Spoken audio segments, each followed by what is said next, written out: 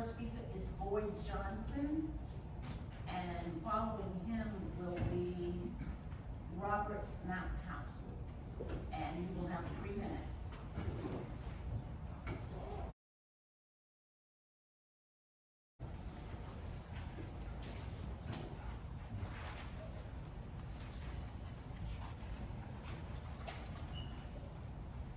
Ladies and gentlemen, I'm not used to speaking in public, so please forgive me, but thank you for hearing me. And I know your time is brief, but I would like for you to consider providing some additional parking for South Roanoke Park along Edinburgh Street. It is a street that is heavily used, and in the past year, it has been substantially improved. And but one of the sidelines to that is that there is less parking. So we need to appreciate and tend to the valuable thing that South Roanoke Park is, and it is a resource that is used by almost every age group in the community, and I would like to continue to see it do so. So I urge you to consider adding the additional parking on Edinburgh that has been approved by the separate departments in the city. Thank you very much. Thank you.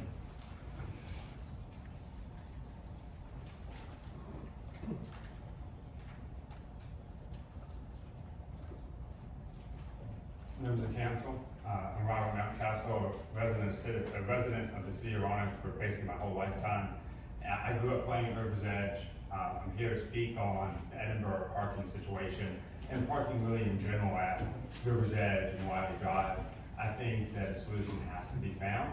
I think 18 spots on Edinburgh is a great start and a great solution. I highly encourage you to put it in the budget and make it happen.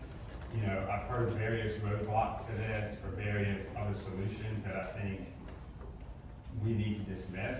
You know, one rumor I heard was just, well, let's reduce use of the park system. And whether true or not, you know, a solution like that I think is very short-sighted. You know, that's just gonna push all that activity to the county, push that tax revenue out of the city. So I think that's really not a wise move. I heard that we can't do gravel lots anymore because of a policy. That sounds like a policy we could change. It doesn't cost anything to change a policy. You know, we've had gravel lots in the city for well before any of us in this room were alive, and they worked just fine. So I think there are a lot of solutions that can happen, but I think the 18 spots on Edinburgh, like Mr. Johnson said, you know, there's been a lot of improvement there, and we need to continue to invest in that improvement and provide a place my children play with. And I watch them, other children, hopefully not mine, but run down that street when it's crowded with cars, and it's a huge safety concern. People are backing up all the way down the street to try to get out. Something's gonna happen, you know, something bad's gonna happen, and adding parking is, you know, a solution that's gonna help avoid that. So I highly encourage you to put it under serious review and find a place in the budget for it. Thank you. Good evening. I'm here to speak on the Edinburgh parking. Chris Lawson, appreciate your time. I want to first certainly say I'm very happy to know people like John Luger that love the city of Roanoke enough to really get involved as he had over the many years. The parking around River's Edge, I think we all realize that's a great necessity. I'm hoping that you all can find a way to help that get into the budget so that those spaces can be added. I think any way we can help protect children around vehicles moving quickly down roads is important. And it sounds like they have put a wonderful plan together. It looks like people have spent a lot of time on this. I think it's just a great kind of logical next step in making that area just an even better location than it once was. So I don't want to take any more of your time. I know we have dinners to get home to, but I appreciate your time and hopefully we can make it happen. Thank you. Good evening. I'm Kevin Bloomfield, a technology entrepreneur, investor, and mentor. And first of all, I have to say I appreciate what each of you all do, but I don't envy you because everything I've heard so far tonight sounds very valid and worthy of support. I'm here tonight just to offer my support to the additional parking at the Edinburgh location with Varsity Park.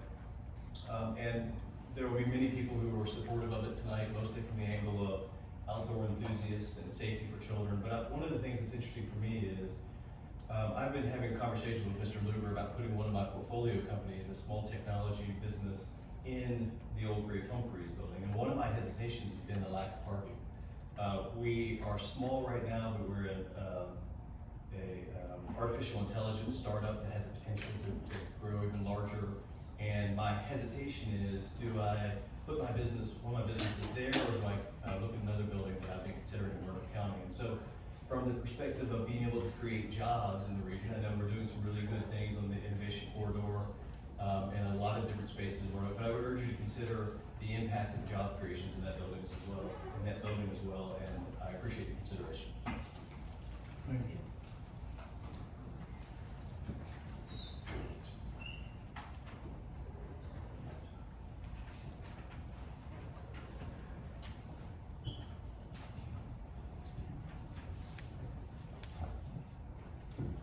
Hello, great to be with you again.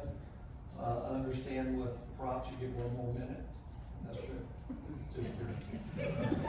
Probably could try. Thank you for your consideration tonight. And I know budget time is a tough time, and so greatly respect what you're doing. I just wanted to again ask for your support for the expansion of parking on Edinburgh Street. We've had a front row seat for 5 years. When we bought the Graves Humphreys building, don't know if you recall what it looked like. Wasn't much to look at, but we bought it. We've put a lot into it, a lot of effort, and we've seen the whole community and see how the traffic flows come and go.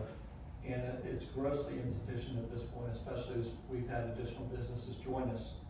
It is a public safety issue for sure. It serves about every constituency in the Roanoke Valley, from youth sports to Ironman to the Heart Walk, and you name it. So it serves everyone. So it's really pretty amazing. The first poster here, this was Sunday, and so it's gotten worse and worse. This past Sunday is kind of frightening. In this picture here is parking is starting to occur in front of our business. So we have space between our two buildings where people come, our stores, customers, and other businesses. And people are starting to park across that opening. So it's really reaching sort of a new level where it could impact businesses, and that's going to be a whole other issue I'll probably be much less pleasant about, frankly. So hopefully this is something that makes sense. It's been supported by Roanoke City's engineering, Parks and Rec, and the economic development departments. Is it a perfect solution? No. What is? It would increase parking by 50%, and I think that would be greatly enhanced. So when asking, how do you justify this expense? I'm sure you have tons of different things competing for dollars of the city, and you have to be a good steward. So is this an expense worthy of supporting? What's the return on investment? Well, the thing is, this location has had investment in it. Our company has invested considerably. We have turned the Graves Humphreys building, which used to look like this, not very pretty, 2018 before we bought it, not very handsome, generated $18,000 some in annual revenue. As of last year, 2022, we're generating over $103,000 in tax revenue per year, $85,000 net. So when you say, where's the money for this? It's right there, it's on the street. We'd like to see it reinvested respectfully to add more businesses like Mr. Bloomfield's promising, startup and others. So respectfully, hope you'll consider, and we appreciate your time.